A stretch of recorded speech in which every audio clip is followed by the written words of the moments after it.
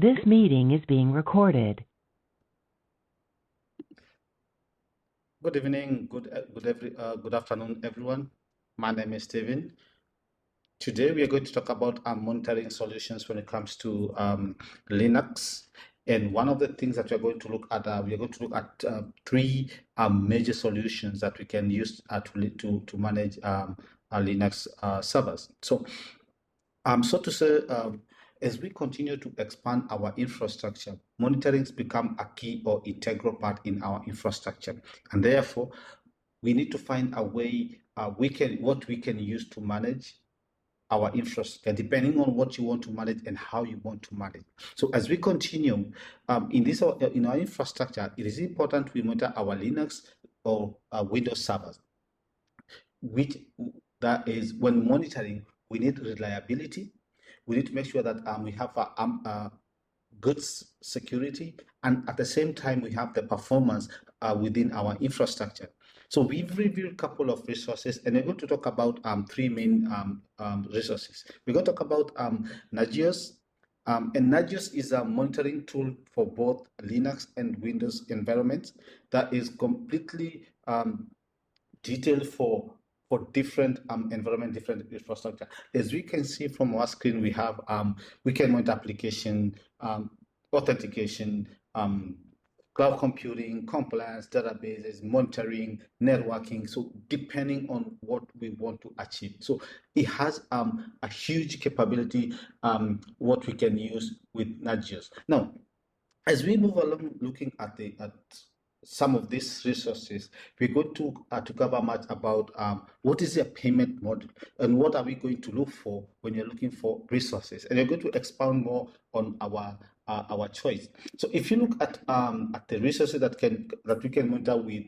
Nagios, and what we can get is we have the support plans, and also we have the support hub. Now, the support plans basically means is that you have a tier depending on the availability, on the rest of the response of the support team to your query or to infrastructure, depending on your support plan.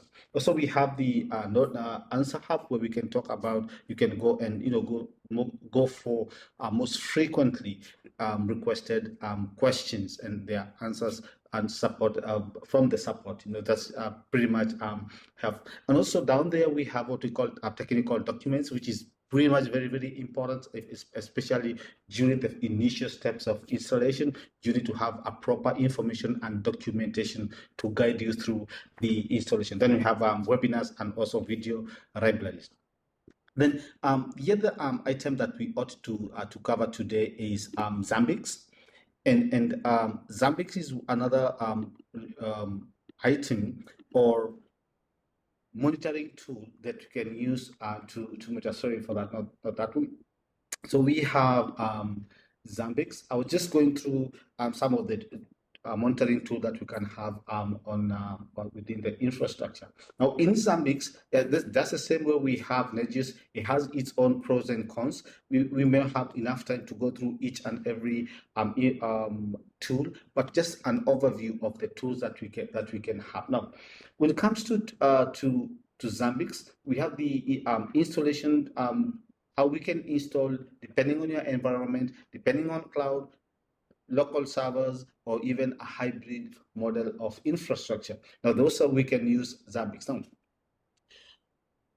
in some cases, you'll find that there are free versions of these monitoring tools. Especially, I know because I've used and configured Zabbix before. It's easier and very quick to start receiving alerts for your environment using Zabbix. Then we have, last but not least, what we call SolarWinds, and SolarWinds is one of the comprehensive infrastructure or monitoring tool that we ought to use. Now, SolarWinds is another which is recommended, is a recommended tool that has all-in-one solution. So it offers a very intuitive dashboard, real-time alerts, and deep insights into hardware, software, and also the application. It's also very scalable, And based on from this performance, we're going to see that this will be my choice, that I've decided that I'm going to use this tool to monitor my organization, that is Canyon Aeronautical, because it strikes in the perfect balance between usability, depth of features, and also scalability, unlike Zabbix that requires customization. So each tool comes with its own pros and cons, as I said earlier. So depending on your depth of knowledge of a specific tool and the ease of installation, you go for the one that may fit your need as an organization, keeping in mind that your organization will be growing. So scalability also is a factor to consider when using the tools. Now, to summarize it all, SolarWind will offer everything that I need: powerful cross-platform monitoring, scalability, and user-friendly tool that will make it easier and will be my choice for support and monitoring in regards to this infrastructure. Ladies and gentlemen, thank you so much for considering this tool. And if you have time, you can chip in, you can comment on the video. It will be available for you to choose for. If you have any question, please post it on the video. I'll be happy to go in depth into individual tools and recommendation. Now, based on that, you're going to find that some people have hybrid infrastructure where we have both on-premise and on cloud platforms. So depending on what you use, as I said earlier, the environment matters, and monitoring can be incorporated into various other monitoring tools or tools that are already available in the market. So whether you're using, for example, Amazon Cloud Services, you may go and see it has its own monitoring model.